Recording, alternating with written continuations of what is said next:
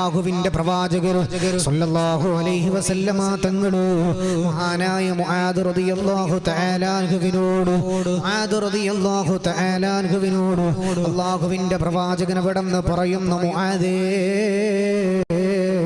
ലോകത്തുള്ള സർവ്വ മനുഷ്യന്മാരുണ്ടല്ലോ, എല്ലാവരും നാളെ പരലോകത്തിലോട്ട് കടന്നു വരുന്നത്, എല്ലാവരും നാളെ പരലോകത്തിലേക്ക് കടന്നു വരുന്നത് 12 കോലത്തിലാണ് മുആദേ. 12 കോലത്തിലാണെന്ന് നബി മുഹമ്മദ് മുസ്തഫ സല്ലല്ലാഹു അലൈഹി വസല്ലം 12 കോലത്തിലാണ് നമ്മളെല്ലാവരും പോകുന്നത് എന്ന് നബി മുഹമ്മദ് മുസ്തഫ ഹബീബായ സല്ലല്ലാഹു അലൈഹി വസല്ലമ തങ്ങൾ മുആദ് റളിയല്ലാഹു തആല അൻഹുവിനോട് പറയുന്ന മുആദേ, അതിൽ 11 വിഭാഗങ്ങളും നരകത്തിലാണ്. 11 വിഭാഗങ്ങളും നരകത്തിലാണല്ലോ. 12ാമത്തെ ഒരു വിഭാഗം മാത്രമാണ് നാളെ പരലോകത്തിലോ സ്വർഗത്തിലേക്ക് കടക്കുക എന്ന് നബിയുനാ മുഹമ്മദ് മുസ്തഫ സല്ലല്ലാഹു അലൈഹി വസല്ലം 12 കോലത്തിലാണ് നാളെ ആഖിറത്തേക്ക് വരുന്നത്. അതിൽ 11 വിഭാഗങ്ങളും നരകത്തിലാണ്. ഒരു വിഭാഗം മാത്രമാണ് നാളെ പരലോകത്ത് സ്വർഗത്തിലേക്ക് പോകുന്നത് നബി മുഹമ്മദ് മുസ്തഫ. ആ 12 കോലവും ഇൻഷാ അല്ലാഹ് നമ്മൾ പറയും. അല്ലാഹു നമ്മൾക്ക് ഭാഗ്യം നൽകുമാറാകട്ടെ. ആ തുടക്കത്തിലുള്ള കണ്ടീഷൻ മതി. ആ 12 കോലവും പറഞ്ഞിട്ട് ഞാൻ അവസാനിപ്പിക്കും. കൂടുതൽ നീട്ടിപ്പരത്തിയിട്ട് നിങ്ങളുടെ ക്ഷമ പരിശോധിക്കില്ല ഇൻഷാ അല്ലാഹ്. നമ്മളെല്ലാവരും ഖബറിൽ നിന്ന് എഴുന്നേറ്റിട്ട് എങ്ങനെയാണ് റബ്ബിന്റെ മുന്നിലേക്ക് പോകുന്നത്? ഇസ്രാഫീൽ അലൈഹിസ്സലാത്തു വസ്സലാം സൂറന്ന കാഹളത്തിൽ രണ്ടാമതായി ഊതുകയാണ്. എല്ലാവരും ഖബറിൽ നിന്ന് എഴുന്നേറ്റുകൊണ്ട് പരലോകത്തിലേക്ക് പോകും. 12 കോലം. അതിൽ ഒന്നാമത്തെ വിഭാഗം അല്ലാഹുവിന്റെ പ്രവാചകൻ സല്ലല്ലാഹു അലൈഹി വസല്ലമ മുആദ് റളിയല്ലാഹു തആല അൻഹുവിനോട് പറയുകയാണ്, യാ മുആദ്, നാളെ പരലോകത്തിലേക്ക് കടന്നു വരുന്ന ഒന്നാമത്തെ വിഭാഗമുണ്ടല്ലോ, അല്ലാഹുവിന്റെ പരലോകത്തിലോട്ട് കടന്നു വരുന്ന ഒന്നാമത്തെ വിഭാഗം ആരാന്നറിയുവോ? ലൈസ ലഹും യദാനി വലാ റിജ്ലാൻ, 2 കൈയും 2 കാലും ഇല്ലാത്തവരാണ്. നാളെ പരലോകത്തിൽ വരുമ്പോ 2 കൈകാലുകളില്ലാതെ കടന്നു വരികയാണ്. ഇവിടന്ന് മരിക്കുമ്പോ കൈകാലുകളുണ്ട്, ഖബറിലേക്ക് വെച്ചപ്പോ കൈകാലുകളുണ്ട്. പക്ഷേ പടച്ചവന്റെ കോടതിയിലേക്ക് പോകുമ്പോ ഇസ്രാഫീൽ അലൈഹിസ്സലാത്തു വസ്സലാം സൂറന്ന കാഹളത്തില് രണ്ടാമതായി ഊതിക്കഴിഞ്ഞ അവിടുന്ന് എഴുന്നേറ്റ് പോകുമ്പോ 2 കൈയുമില്ല 2 കാലുമില്ല. ഖബറിൽ നിന്ന് എഴുന്നേറ്റ് പോകുമ്പോ 2 കൈയുമില്ല 2 കാലുമില്ല. മുആദ് റളിയല്ലാഹു തആല അൻഹു അല്ലാഹുവിന്റെ പ്രവാചകരോട് ചോദിച്ചു, നബിയേ, ആരാണ് റസൂലേ, ആരാണ് റസൂലേ? അല്ലാഹുവിന്റെ പ്രവാചകൻ അവിടുന്ന് പറഞ്ഞു കൊടുത്തു, മുആദേ, നാളെ പരലോകത്തിലേക്ക് കടന്നു വരുന്ന ഒന്നാമത്തെ വിഭാഗമുണ്ടല്ലോ, കൈകാലുകളില്ലാതെ കടന്നു വരുന്ന ഒന്നാമത്തെ വിഭാഗം ആരെന്നറിയുമോ? ഔലാഇല്ലദീന യുദൂനിൽ ജീറാൻ, അയൽവാസിയെ പ്രയാസപ്പെടുത്തിയവരാണ്, അയൽവാസിയുടെ മനസ്സിന് വേദന കൊടുത്തവരാണ്. എന്റെ പ്രിയമുള്ളവരെ, വീടിന്റെ അയൽപക്ക ബന്ധങ്ങള്, പരിസരത്തുള്ള ആളുകള്, അവരെ മനസ്സിന്റെ ഉള്ളില് പ്രയാസങ്ങൾ കൊടുത്ത നാളെ പടച്ചവന്റെ കോടതിയിലോട്ട് കടന്നു വരുമ്പോ 2 കൈയും 2 കാലുമില്ല. നബിയുനാ മുഹമ്മദ് മുസ്തഫ എല്ലാവരും അത് കേട്ടുകൊണ്ട് കരയുകയാണ്. മുആദ് റളിയല്ലാഹു തആല അൻഹു കരയുകയാണ്. ഹദീസ് റിപ്പോർട്ട് ചെയ്ത പണ്ഡിതന്മാരെ രേഖപ്പെടുത്തുകയാണ്, അല്ലാഹുവിന്റെ ഹബീബ് ഇത്രയേറെ കരഞ്ഞ മറ്റൊരു സമയമില്ല. ഈ ഹദീസ് പറയുമ്പോഴാണത്രേ അല്ലാഹുവിന്റെ പ്രവാചകന് ഏറ്റവും കൂടുതൽ കരഞ്ഞത്. റസൂലുള്ളാഹി തങ്ങൾ ഏറ്റവും കൂടുതൽ കരഞ്ഞു പോകുന്നത് ഈ ഹദീസ് പറഞ്ഞപ്പോഴാണ്. ഈ ഹദീസ് സ്വഹാബത്തിനോട് പറയുമ്പോഴാണ് മുത്തുനബി തങ്ങൾ ഏറ്റവും കൂടുതൽ കരഞ്ഞു പോയത് മഹാനായ മുആദ് റളിയല്ലാഹു അൻഹു കരയാണ്.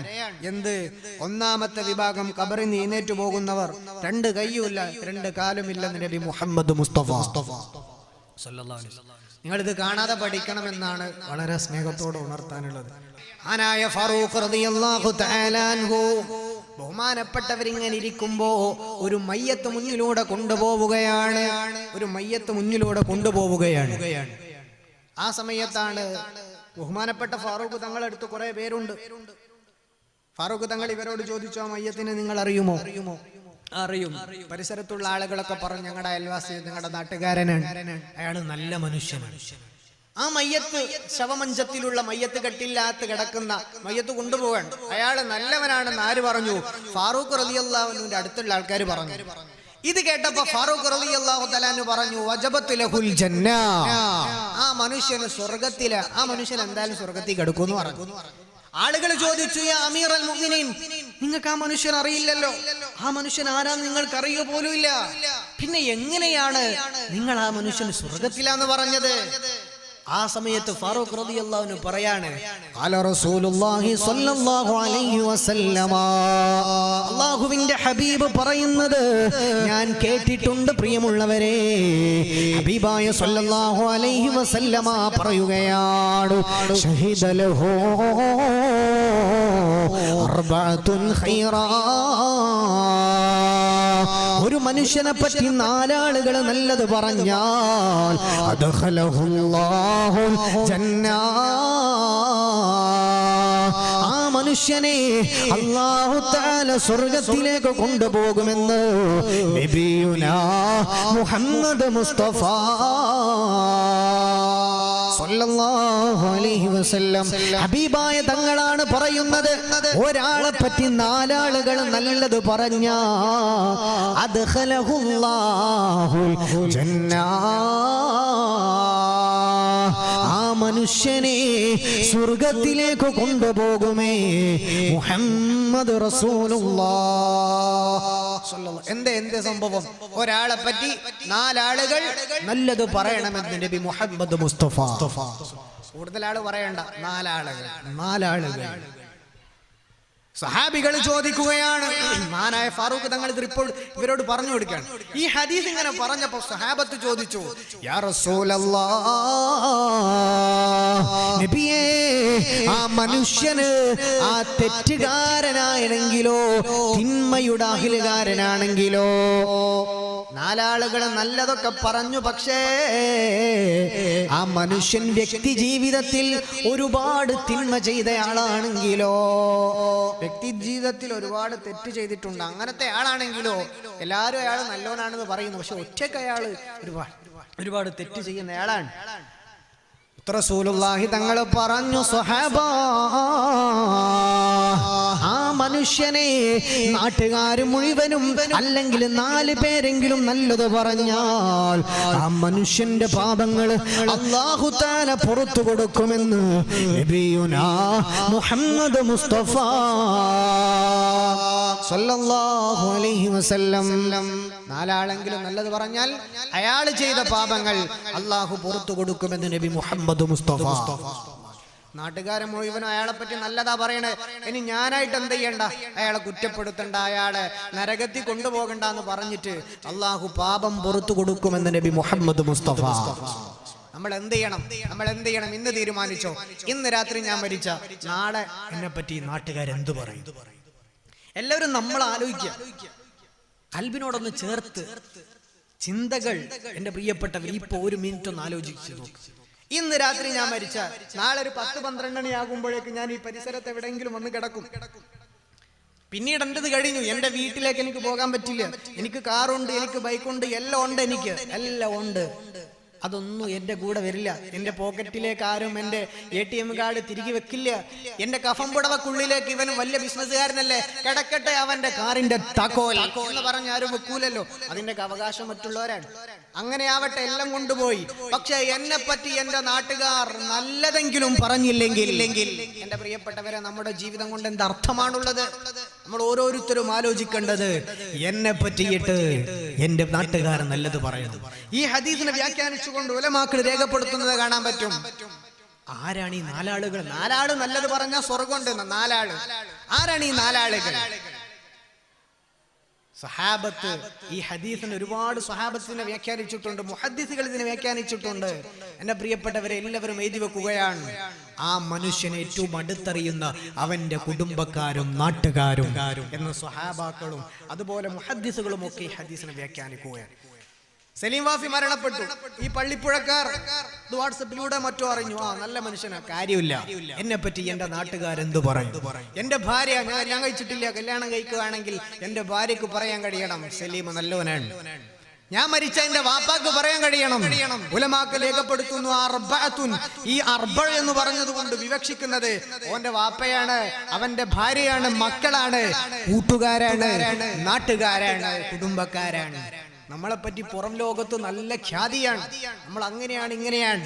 പക്ഷേ നമ്മുടെ പ്രിയപ്പെട്ട ഭാര്യയുണ്ടല്ലോ, അവൾക്ക് നമ്മളെ പറ്റി നല്ല അഭിപ്രായമുണ്ടോ? ഓരോരുത്തർ ആലോചിക്കേണ്ട കാര്യമാണ്. നമ്മുടെ പ്രിയപ്പെട്ട കൂട്ടുകാർ, നമ്മുടെ അയൽവാസികളുണ്ടല്ലോ, അവർക്കെല്ലാം നമ്മളെ പറ്റി നല്ല അഭിപ്രായമുണ്ടോ? ഹബീബായ തങ്ങൾ പറഞ്ഞല്ലോ, അത്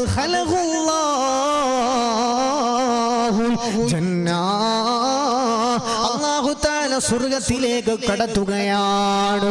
എന്തേ? നാലാളുകളെങ്കിലും മിനിമം അയാള് നല്ലവനാണെന്ന് പറഞ്ഞാൽ ആ മനുഷ്യനിക്ക് സ്വർഗമുണ്ടെന്ന് നബി മുഹമ്മദ് മുസ്തഫ. ഹബീബായ തങ്ങൾ നുണ പറയില്ല. വമാ യന്തിഖു അനിൽ ഹവാ ഇൻ ഹുവ ഇല്ലാ വഹ്യു യൂഹാ. അല്ലാഹുവിന്റെ ഹബീബ് പറയുന്നതെല്ലാം വഹീന്റെ വെളിച്ചമാണ്.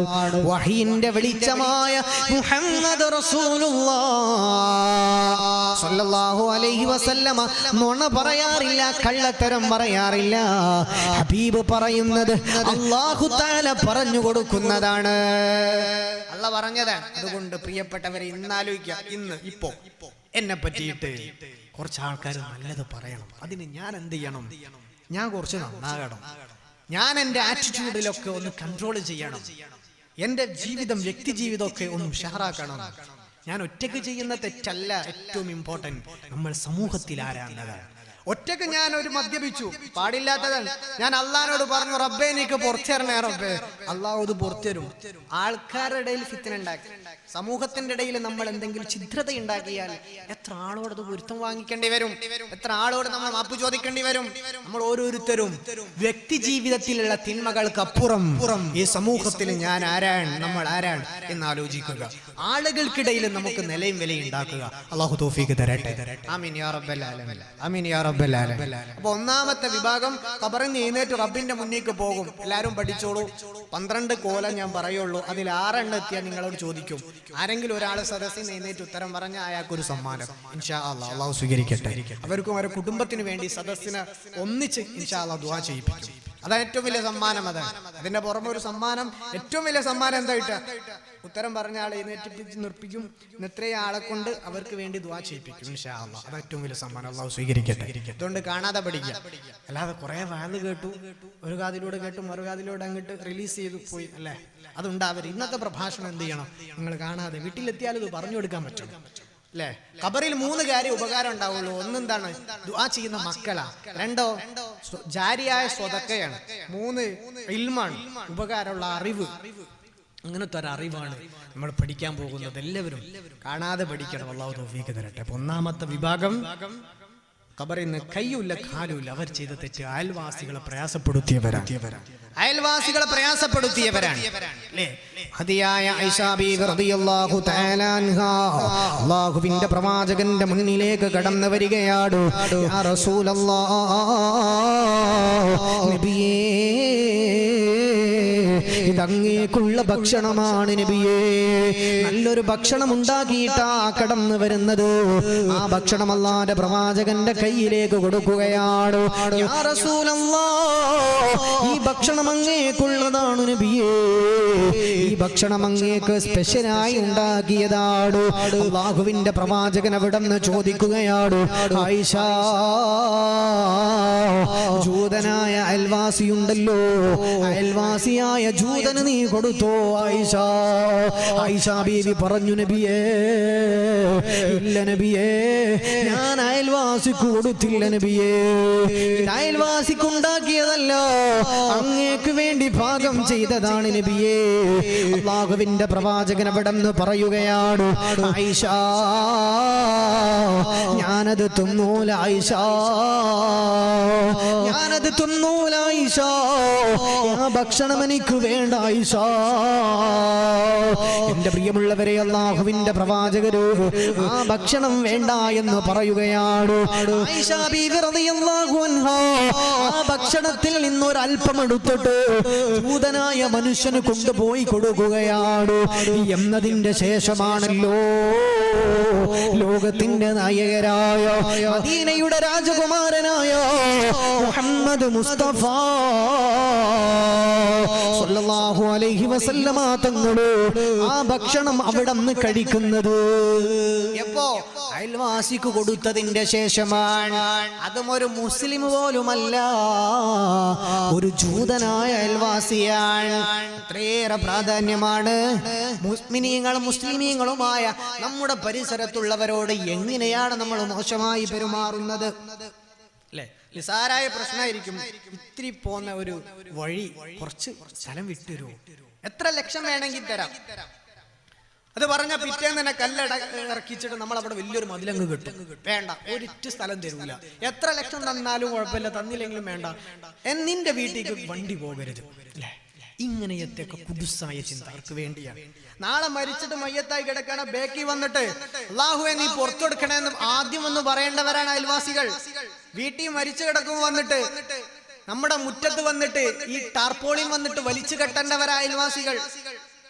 നമ്മുടെ വീട്ടിൽ കസേര നിരത്തി ആളുകളോടെല്ലാം വിളിച്ചു പറഞ്ഞ് ഇന്നാലിനാള് മരിച്ചിട്ടുണ്ട്, അത്യാവശ്യ കാര്യങ്ങളൊക്കെ വീട്ടിൽ വന്നിട്ട് ചെയ്യേണ്ട പരിസരത്തുള്ള ആളുകൾ, അവരോട് തെറ്റി നിക്കല്ലേ. ഹബീബായ സ്വല്ലല്ലാഹു അലൈഹി വസല്ലമ അവിടുന്ന് പറയുന്നു, സ്വഹാബ, അയൽവാസികളോട് നല്ല പോലെ പെരുമാറാത്തവരുണ്ടല്ലോ, അവർക്ക് ദാരിദ്ര്യം കടന്നു വരുമെന്ന് നബിയുനാ മുഹമ്മദ് മുസ്തഫ സല്ലല്ലാഹു അലൈഹി വസല്ലം ഇമാം ബൈഹഖി റിപ്പോർട്ട് ചെയ്ത ഹദീസാണ്. സമയം കുടുസായതുകൊണ്ട് ഞാൻ വ്യാഖ്യാനങ്ങൾ മാത്രം പറയുകയാണ്.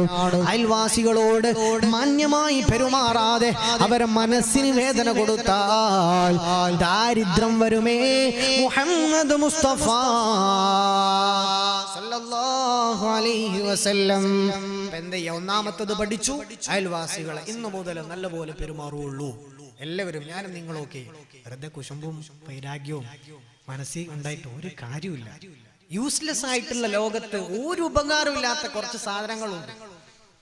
മനുഷ്യന് എന്നല്ല ഒരാൾക്കും ഉപകാരമില്ലാത്ത കാര്യം അല്ലേ? ഒരാള് നല്ല കച്ചവടം ചെയ്താണെങ്കിൽ അത് അവന് ഉപകാരമാണ്, നാട്ടുകാർക്ക് ഉപകാരം. ഒരാൾ നല്ല പോലെ വാല്യൂ പറയാണ്, അദ്ദേഹത്തിന് ഉപകാരമാണ്, നാട്ടുകാർക്ക് ഉപകാരമാണ്. ഒരാൾ നല്ല പോലെ ഈ മഹല്ല് സംവിധാനങ്ങളെ ഭരിക്കുന്നു, നല്ല പ്രസിഡന്റാണ്, നല്ല സെക്രട്ടറിയാണ്, നല്ല ട്രഷറാണ്, നല്ല സ്വദറാണ്, നല്ല ഉസ്താദാണ്, അദ്ദേഹം അവർക്ക് ഉപകാരം, ആഖിറത്തിൽ ഉപകാരം, നാട്ടുകാർക്ക് എല്ലാവർക്കും ഉപകാരം അല്ലേ? എല്ലാത്തിനും ഭൂമിയിൽ ഉള്ള സംഭവങ്ങളാണ് ഏകദേശം ഒക്കെ. ഒരു ഉപകാരമില്ലാത്ത കാര്യങ്ങൾ ഉള്ള അമല് മുഴുവൻ അതുകൊണ്ട് നഷ്ടമാകും. സമൂഹത്തിൽ നിലയും വിലയും നഷ്ടപ്പെടും. ഒരു ഉപകാരം ഉണ്ടാവില്ല. എന്ത്? കുശുമ്പും അസൂയയും മനസ്സിലുണ്ടാകും. ഒരു കാര്യമില്ലാതുകൊണ്ട് നമുക്ക് ഉള്ള വില പോവാന്നല്ലാതെ ഒന്നും ഉണ്ടാവില്ല. ഇവിടെ നിന്ന് നമ്മളത് കഴുകിക്കളയണം. അല്ലാഹു തൗഫീഖ് തരട്ടെ. ഒന്നാമത്തെ വിഭാഗം നമ്മൾ പഠിച്ചു. ഇനി രണ്ടാമത്തെ വിഭാഗത്തിലേക്ക്. ഇങ്ങനെ പറഞ്ഞിട്ട് എന്തെല്ലോ കേൾക്കാതെ ഇതങ്ങിട്ട് കാണാതെ ബൈഹാട്ട് പഠിച്ചിട്ട് പോവാണ്. ഇൽമാണിത്. മുത്ത് റസൂലുള്ളാഹി തങ്ങൾ പറഞ്ഞതാണ്, സലീം വാഫി പറഞ്ഞതാണ് സ്വല്ലല്ലാഹു അലൈഹി വസല്ലം. അതുകൊണ്ട് ഇത് പഠിച്ചാൽ പുണ്യവാ, ഖബറിനകത്ത് കൂലി കിട്ടും. അതുകൊണ്ടാണ് പഠിക്കാൻ പറയുന്നത്. എല്ലാവരും ഓർത്ത് വെക്കുക. കാണാതെ പഠിക്കുന്നവർക്കൊക്കെ ഒരു സമ്മാനം അല്ലാഹു തൗഫീഖ് തരട്ടെ. ഇൻഷാ അല്ലാഹ്. അല്ലാഹു തൗഫീഖ് തരട്ടെ. 6 എണ്ണത്തിയാൽ ഞാൻ ചോദിക്കും കേട്ടോ. ഇൻഷാ ഇൻഷാ അല്ലാഹ്. രണ്ടാമത്തെ വിഭാഗമുണ്ടല്ലോ, അല്ലാഹുവിന്റെ പ്രവാചകർ സ്വല്ലല്ലാഹു അലൈഹി വസല്ലമ അവിടുന്ന് പറയുന്നു, മുആദേ, നാളെ പരലോകത്തിലോട്ട് കടന്നു വരുന്ന രണ്ടാമത്തെ വിഭാഗം ആരാന്നറിയുവോ? അലാ സൂറത്തിൽ ഖനാസീർ, പന്നിയുടെ കോലത്തിൽ നാളെ പരലോകത്തിലേക്ക് കടന്നു വരികയാണ്. ഖബറിലേക്ക് വെച്ചപ്പോ നല്ല മുഖമായിരുന്നു, നല്ല മനുഷ്യന്റെ രൂപമായിരുന്നു. പക്ഷേ അല്ലാഹുവിന്റെ പരലോകത്തിലേക്ക് അവിടെ നിന്ന് എഴുന്നേറ്റ് വരുമ്പോ അലാ സൂറത്തിൽ ഖനാസീർ, പന്നിയുടെ രൂപമാണല്ലോ, മുഖം പന്നിയുടെ കോലമാണല്ലോ. ആ രൂപത്തിൽ നാളെ പരലോകത്തിലേക്ക് വരികയാണ്. അല്ലാഹുവിന്റെ പ്രവാചകനാ കരയുന്നത്, മുആദ് റളിയല്ലാഹു അൻഹു കരയുകയാണ്. എല്ലാവരും അവിടെ നിന്ന് കേട്ടവരല്ല കരയുകയാ. റസൂലുള്ളാഹി പറഞ്ഞു, മുആദേ, ആരാണ് ആ വിഭാഗമെന്നറിയോ? ഖബറിൽ നിന്ന് എഴുന്നേറ്റിട്ട് നാളെ പരലോകത്തിലേക്ക് പന്നിയുടെ രൂപത്തിൽ വരുന്ന വിഭാഗം ആരാന്നറിയോ? അല്ലാഹുവിന്റെ പ്രവാചകൻ അവിടെ നിന്ന് പറയുന്നു, യാ മുആദ്, അല്ലാഹുവേ, നാളെ പന്നിയുടെ കോലത്തിൽ വരുന്ന ഏറ്റവും ഹതഭാഗ്യരായ വിഭാഗങ്ങളിൽ പെട്ടവരാണല്ലോ. അവരാണ് നമസ്കാരത്തെ നിസാരമാക്കിയവരാണ്. അല്ലദീന യതഹവനൂന ഫിസ്സലാത്ത്, നമസ്കാരത്തെ നിസാരപ്പെടുത്തിയവരാണ് എന്ന് നബി മുഹമ്മദ് മുസ്തഫ സ്വല്ലല്ലാഹു അലൈഹി വസല്ലം. എന്താ ചെയ്ത തെറ്റ്? രണ്ടാമത്തെ വിഭാഗം അവർ ചെയ്ത തെറ്റ് നിസ്കാരം നിസാരപ്പെടുത്തി. നിസ്കാരത്തെ എങ്ങനെയാ ഉസ്താദ് നിസാരമാക്കുന്നത്? അല്ലാഹു അക്ബർ കൈകെട്ടിയാൽ ഉള്ളത് മുഴുവനും ഭൗതികമായ ചിന്ത അല്ലേ? മുന്നിലൊരുത്തൻ നല്ല ജേഴ്സി ഇട്ടിരിക്കുന്നു, ക്രിസ്ത്യാനോ റൊണാൾഡോ ജേഴ്സിയാണ്. നമ്മുടെ മനസ്സിലേക്ക് കളിക്കളം കടന്നു വരുന്നു, നമ്മുടെ മനസ്സിലേക്ക് ഭൗതികമായ ചിന്തകൾ വരുന്നു. സമയത്തിന് നമുക്ക് ഒരു പണിയില്ലാതെ ചുമ്മാ നിസ്കാരം പിന്തിപ്പിക്കുക. അള്ളാന്റെ പള്ളിയിൽ നിന്ന് ബാങ്ക് വിളി കേൾക്കുമ്പോൾ വേറെ തിരക്കൊന്നുമില്ല, പള്ളിയിലേക്ക് കയറാം, നിസ്കരിക്കാം, ഒരു കുഴപ്പമില്ല, പള്ളിയുടെ ഫ്രണ്ടിലൂടെ അങ്ങോട്ട് പോവാം. ഇതൊക്കെ നിസ്കാരത്തെ നിസ്സാരപ്പെടുത്തുന്ന ഏർപ്പാട്. ഇങ്ങനെ നമസ്കാരത്തെ നിസ്സാരമാക്കുന്ന വിഭാഗം നാളെ റബ്ബിന്റെ മുന്നിലേക്ക് വരെ പന്നിയുടെ കോലത്തിലാണ്. ആ നേരത്ത് പടച്ചവന്റെ ഭാഗത്തുന്നതാ വിളിച്ചു പറയുന്നു, മുനാദി മിൻ ഖിബലിർ റഹ്മാൻ, അല്ലാഹുവിന്റെ ഭാഗത്തുന്നതാ വിളിച്ചു പറയുകയാണ്. ആളുകളെല്ലാം നോക്കുകയാണ്, പന്നിയുടെ കോലമാണല്ലോ, ആരാണ് കടന്നു വരുന്നത്? ആ നേരത്ത് പടച്ചവന്റെ ഭാഗത്തുനിന്ന് വിളിച്ചു പറയുന്നു, അവനാണ് നമസ്കാരത്തെ നിസാരപ്പെടുത്തിയവര്, നമസ്കാരത്തെ നിസാരപ്പെടുത്തിയവര് എന്ന് അല്ലാഹുവിന്റെ ഭാഗത്തുനിന്ന് മലക്കുകൾ വിളിച്ചു പറയുമെന്ന് നബിയുനാ മുഹമ്മദ് മുസ്തഫ. എന്റെ പ്രിയമുള്ളവരെ, പൊന്നാര പ്രവാചകര് അവിടം നുണ പറയാറില്ല. നാളെ പരലോകത്തിലേക്ക് പന്നിയുടെ കോലത്തിൽ കടന്നു വരുമെന്ന് നബിയുനാ മുഹമ്മദ് മുസ്തഫ സ്വല്ലല്ലാഹു അലൈഹി വസല്ലമ. എന്റെ പ്രിയമുള്ളവരെ, മഹാന്മാര് രേഖപ്പെടുത്തിയ മദീനത്ത് നടന്നൊരു സംഭവം ഞാൻ പറയുകയാണ്. നമസ്കാരത്തെ നിസാരപ്പെടുത്തിയ ഒരു പെണ്ണിന്റെ കഥ മഹാന്മാര് രേഖപ്പെടുത്തുകയാണ്. അല്ലാമ ഇബ്നുൽ ജൗസി തങ്ങളെ കിതാബിൽ രേഖപ്പെടുത്തുകയാണ്. എന്റെ പ്രിയമുള്ളവരെ, മദീനയിലുള്ള ഒരു പെണ്ണ് മരിക്കുകയാണ്. ആ സഹോദരിക്ക് ആങ്ങളയുണ്ട്, ആ സഹോദരിക്ക് ഉമ്മയുണ്ട്. ഈ ആങ്ങളെയാണ് ഖബറടക്ക ചടങ്ങെല്ലാം നേതൃത്വം കൊടുക്കുന്നത്. രാവിലെയാ മരിക്കുന്നത്, വൈകുന്നേരമായപ്പോഴെല്ലാ ചടങ്ങ് കഴിയുകയാണ്. ഞങ്ങളെ വീട്ടിൽ വന്നു പോക്കറ്റ് നോക്കിയപ്പോഴാണ് പോക്കറ്റിൽ കിടന്ന പൈസ കാണാനില്ല, പോക്കറ്റിൽ കിടന്ന പണം കാണാനില്ല. ഉമ്മയോട് ചോദിച്ചു, ഉമ്മ എന്റെ പോക്കറ്റിൽ കിടന്ന പൈസ നഷ്ടമായല്ലോ, നിങ്ങൾ കണ്ടിരുന്നോ ഉമ്മ? ഉമ്മ പറഞ്ഞു, മോനെ ഞാൻ കണ്ടിട്ടില്ല മോനെ, ഞാൻ കണ്ടിട്ടില്ല. പോക്കറ്റിൽ കിടന്ന പൈസയാണ് നഷ്ടമാകുന്നത്. രാവിലെ പെങ്ങൾ മരിച്ചു, വൈകുന്നേരമായപ്പോഴേക്ക് പെങ്ങളെ കബറടക്ക ചടങ്ങൊക്കെ കഴിഞ്ഞു വന്നതാണ്. സഹോദരൻ വീട്ടിൽ വന്നു, പോക്കറ്റ് നോക്കുമ്പോഴാണ് പോക്കറ്റിൽ കിടന്ന പൈസ കാണാനില്ല, പോക്കറ്റിൽ കിടന്ന പൈസ കാണാനില്ല. ഉമ്മക്കറിയില്ല, കൂട്ടുകാർക്കറിയില്ല, ഒരാൾക്കും അറിയില്ല. അവസാനം ആരോ പറഞ്ഞു കൊടുത്തു, മോനെ നിന്റെ പെങ്ങളുണ്ടല്ലോ, ആ പെങ്ങള് ലോകത്തോട് വിട പറഞ്ഞു, നീയാണല്ലോ ഖബറടക്ക ചടങ്ങിന് നേതൃത്വം കൊടുത്തത്.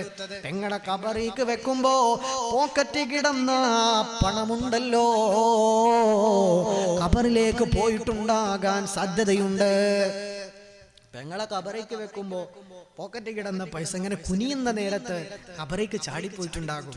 ഇദ്ദേഹം വർഷങ്ങളോളം അധ്വാനിച്ചുണ്ടാക്കിയ സ്വർണ്ണ നാണയങ്ങളും ദീനാറുകളൊക്കെ പൊതിഞ്ഞ് പോക്കറ്റിൽ വെച്ചതായിരുന്നു. പേഴ്സിനകത്താക്കി വർഷങ്ങൾ അധ്വാനത്തിന്റെ സ്വർണ്ണ നാണയങ്ങളും അദ്ദേഹത്തിന്റെ സമ്പാദ്യമാണ്. അതാണ് മുഴുവൻ നഷ്ടമായത്. ഇദ്ദേഹം നേരെ പള്ളിയിൽ ചെന്നു. കാരണം അഥവാ അങ്ങനെ പെങ്ങളെ ഖബറിനടിക്ക് വീണുപോയിട്ടുണ്ടെങ്കിലോ വർഷങ്ങൾ അധ്വാനാണ്, അതെന്തായാലും കിട്ടണം. പെങ്ങളെ ഖബറിക്ക് വെച്ച് ഖബറടക്കമൊക്കെ കഴിഞ്ഞിട്ട് കുറച്ച് സമയമായിട്ടേ ഉള്ളൂ. ഉസ്താദിനോട് പറഞ്ഞു, ഉസ്താദെ ഇങ്ങനെ ഒരു പ്രശ്നമുണ്ട്, എന്റെ പോക്കറ്റിൽ കിടന്ന പൈസ കാണാനില്ല. എല്ലാവരും പറയുന്നു, ഒരു സംശയം പ്രകടിപ്പിക്കുന്നു, ഞാനാണല്ലോ പെങ്ങളെടുത്ത് ഖബറിക്ക് വെച്ചത്, ഒരു പക്ഷേ പോക്കറ്റിൽ കിടന്ന പൈസ അങ്ങോട്ട് പോയിട്ടുണ്ടാകും. 1 മണിക്കൂറല്ലേ ഖബറടക്കമൊക്കെ കഴിഞ്ഞിട്ടായിട്ടുള്ളൂ, ഞാൻ എന്റെ പെങ്ങളുടെ ഖബറൊന്ന് മാന്തി നോക്കട്ടെ. ഉസ്താദ് പറഞ്ഞായിക്കോട്ടെ, കുഴപ്പമൊന്നുമില്ല. 1 മണിക്കൂറല്ല, ഒരു ദിവസം പോലും ആയിട്ടില്ല, കുറച്ച് സമയമല്ലേ ആയിട്ടുള്ളൂ, നമുക്ക് നോക്കാമെന്ന് പറഞ്ഞു. ഇബ്നു അബിദ്ദുനിയ തന്റെ കിതാബുൽ മനാമാത്തിലും ഇബ്നുൽ ജൗസി തങ്ങൾ തന്റെ കിതാബിലും ഈ സംഭവങ്ങൾ ഉദ്ധരിച്ചിട്ടുണ്ട്. സലീം വാഫി ഇവിടെ ബാലരമ നോക്കി പറയല്ല, ഹലിമിങ്ങൾ നേരിട്ട് അനുഭവിച്ച, നേരിട്ട് മനസ്സിലാക്കിയ സംഭവം രേഖപ്പെടുത്തിയതാണ്. ഈ ചെറുപ്പക്കാരന് പള്ളിയിൽ ഉസ്താദ് സമ്മതം കൊടുത്തു. അദ്ദേഹം നേരെ പോയിട്ട് മണ്ണൊക്കെ മാന്തുകയാണ്, തന്റെ സഹോദരിയുടെ ഖബർ മാന്തുകയാണ്. മണ്ണ് മുഴുവനും മാന്തി, അടിഭാഗത്തുള്ള കല്ലെടുത്തു മാറ്റി. ഈ ചെറുപ്പക്കാരന്റെ പണം അവിടെ നിന്ന് ലഭിച്ചു, പേഴ്സ് അവിടെ നിന്ന് ലഭിച്ചു. പക്ഷേ മനസ്സ് തകർന്നു പോകുന്ന ഒരു കാഴ്ച കാണുകയാണ്. ഈ ചെറുപ്പക്കാരൻ അവിടെ നിന്ന് ചാടി എഴുന്നേറ്റു.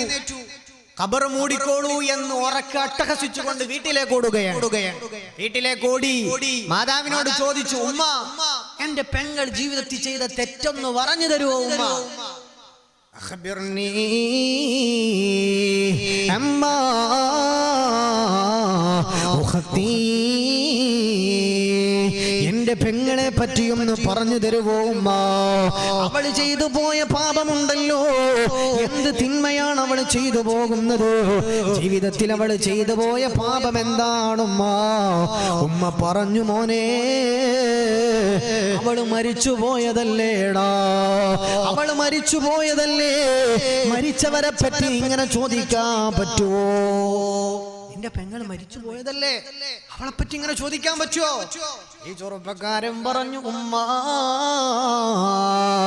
എന്റെ പണം എനിക്ക് ലഭിക്കുമോ എന്ന പ്രതീക്ഷയോടെ ഞാൻ മണ്ണ് മാന്തിയപ്പോ ഫഹാദിഹി മുസ്തഖിലു ഫിന്നാർ, ഉമ്മ നമ്മുടെ പെങ്ങളുടെ ഖബർ നിറയെ തീഗോളങ്ങളാണ്, തീ ഗുണ്ടാരങ്ങളാണ്. ഫഹാദിഹി മുസ്തഖിലു ഫിന്നാർ, ഉമ്മ പേഴ്സ് ലഭിക്കാൻ വേണ്ടി നമ്മുടെ പെങ്ങളുടെ ഖബർ ഞാൻ മാന്തിയപ്പോ അവരുടെ ഖബർ നിറയെ തീയാണുമ്മ. മാതാവ് അവിടന്ന് മോഹാലസ്യപ്പെട്ടുകൊണ്ട് വീഴുകയാണ്. മാതാവ് ബോധം പോയി അവിടന്ന് വീണുപോയല്ലോ. കുറെ നേരം കഴിഞ്ഞ് ഉമ്മാക്ക് ബോധോദയം ഉണ്ടാവുകയാണ്. ഉമ്മ പറഞ്ഞു കൊടുത്തു, മോനെ 3 3 പാപങ്ങളാ നിന്റെ പെങ്ങള് ചെയ്തത്. പള്ളിപ്പുഴയിൽ വന്ന എന്റെ പ്രിയപ്പെട്ട ഉമ്മമാരോട് മനസ്സ് നിറഞ്ഞിട്ട് പറയുന്നു,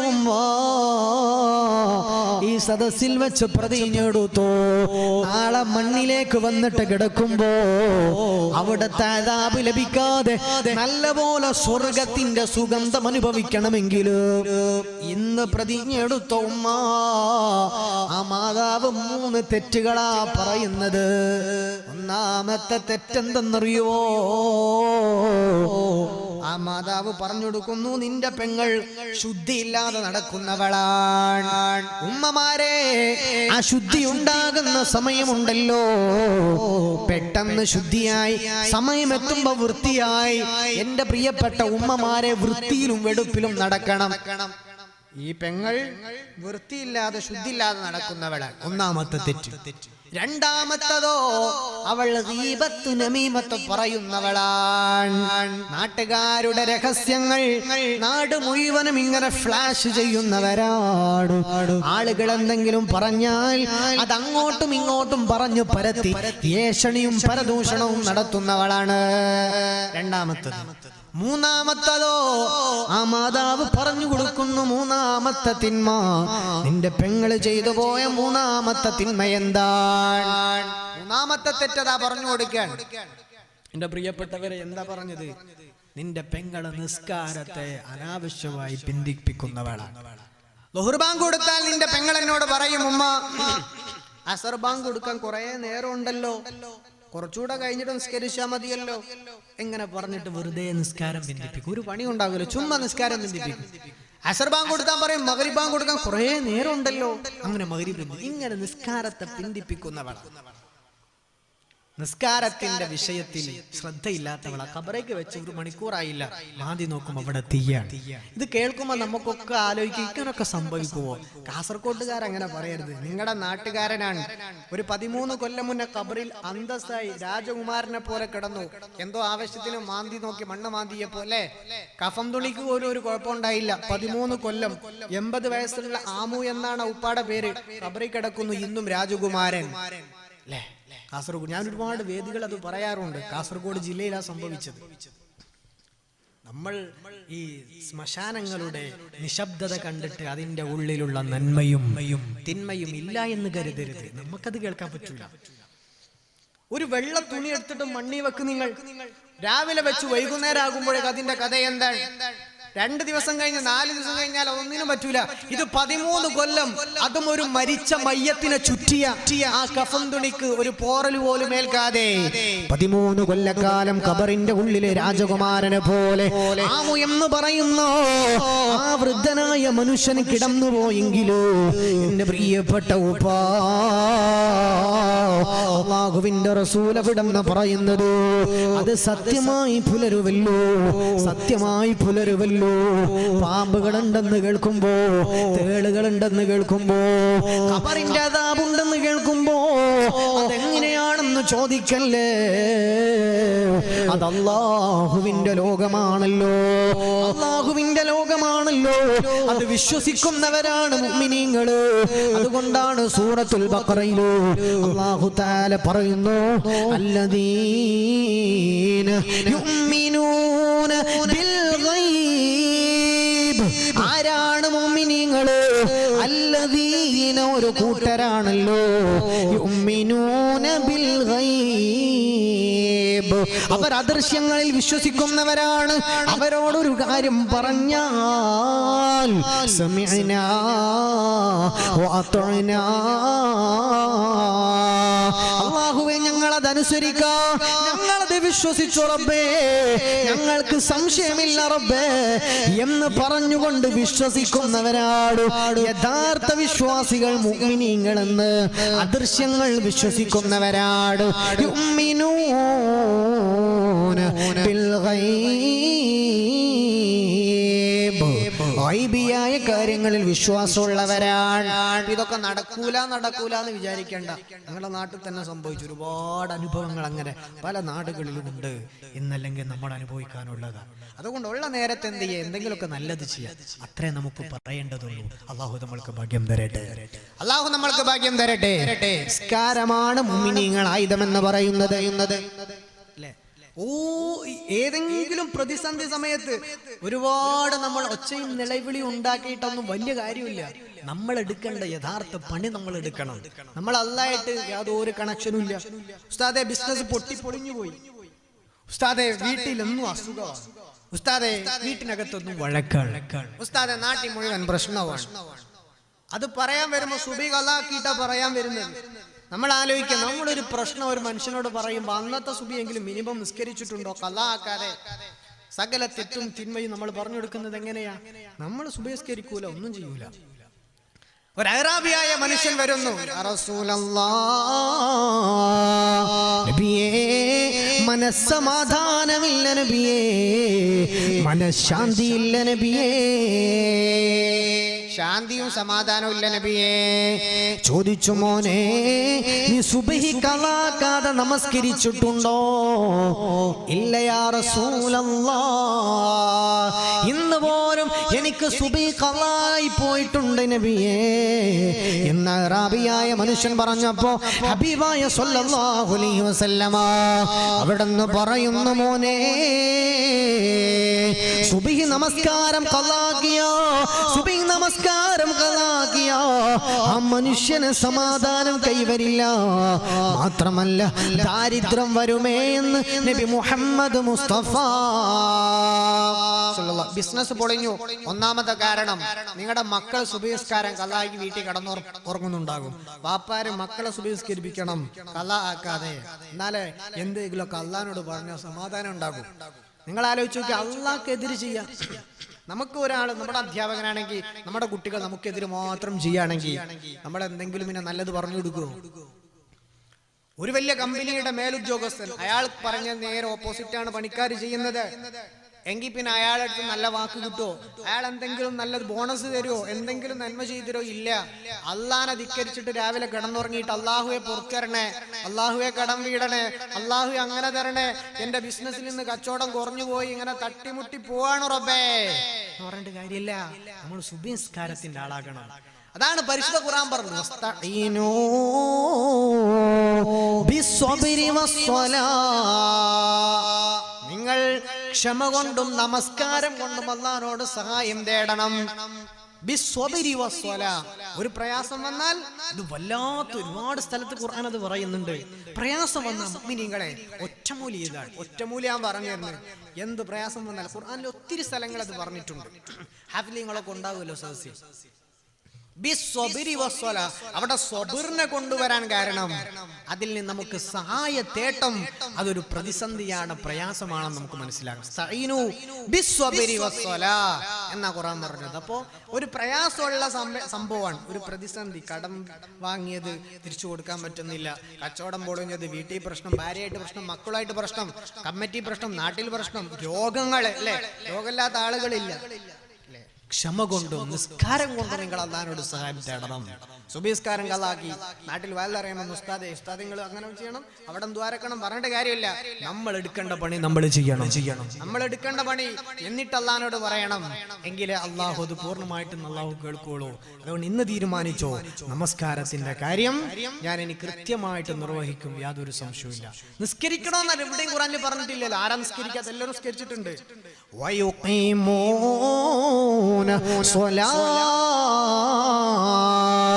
നിസ്കരിക്കുന്നവരെന്നല്ല, നിസ്കാരം നിലനിർത്തുന്നവരെന്നാണല്ലോ. നിസ്കരിക്കാത്ത ആളുകൾ ഉണ്ടാവുകയില്ലല്ലോ. എപ്പോഴെങ്കിലും നിസ്കരിക്കുക എന്നല്ല,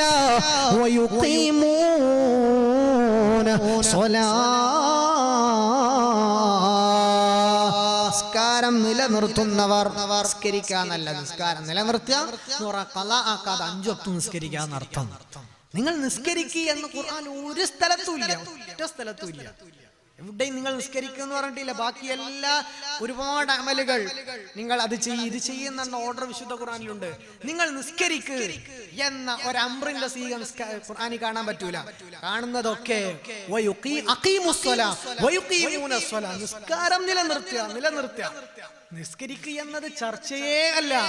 എപ്പോഴെങ്കിലും നിസ്കരിക്കുക എന്നുള്ള വർത്തമാനം അത് ചർച്ച പോലും അല്ലേ. എന്ത് ചെയ്യണം? നിസ്കാരം നിലനിർത്തണം, മിസ്സായി പോകാതെ, കള്ളയായി പോകാതെ നിലനിർത്തണം എന്നതാണ്. നിസ്കാരത്തിന്റെ കാര്യം വളരെ ഗൗരവത്തിലെടുക്കുക. ഒരു പ്രതിസന്ധി വന്നാൽ നബി തങ്ങൾ ചെയ്യുന്നത് നമസ്കാരമാണ്.